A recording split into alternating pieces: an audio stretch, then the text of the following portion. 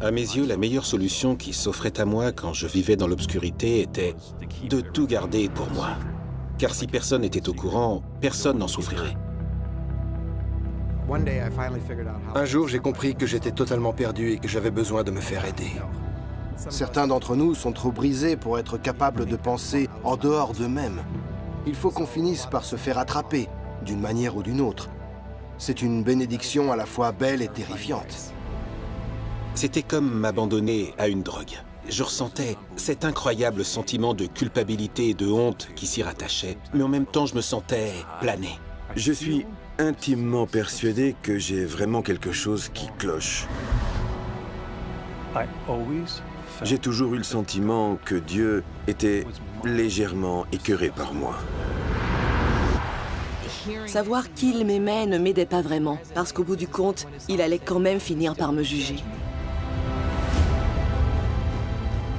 Quoi que je fasse pour faire bonne figure ou paraître bien, pour faire ou dire ce qu'il fallait, la honte était toujours là pour me rappeler que j'étais mauvais. Et quand on est mauvais, Dieu ne nous aime pas. Il ne veut rien avoir à faire avec nous. Cet amour-là se mérite. La honte est le sentiment qui guide mon comportement compulsif. J'en étais pourtant esclave. C'est là que ça a fait tilt.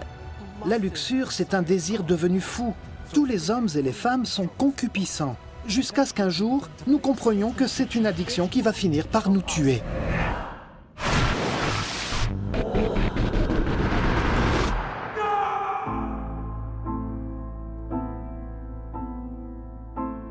Trop souvent, nous pensons que Dieu veut seulement que nous nous adaptions, alors que ce qu'il veut vraiment, c'est nous transformer intégralement. Si seulement nous pouvions pénétrer la profondeur de son amour, nos existences en seraient profondément transformées.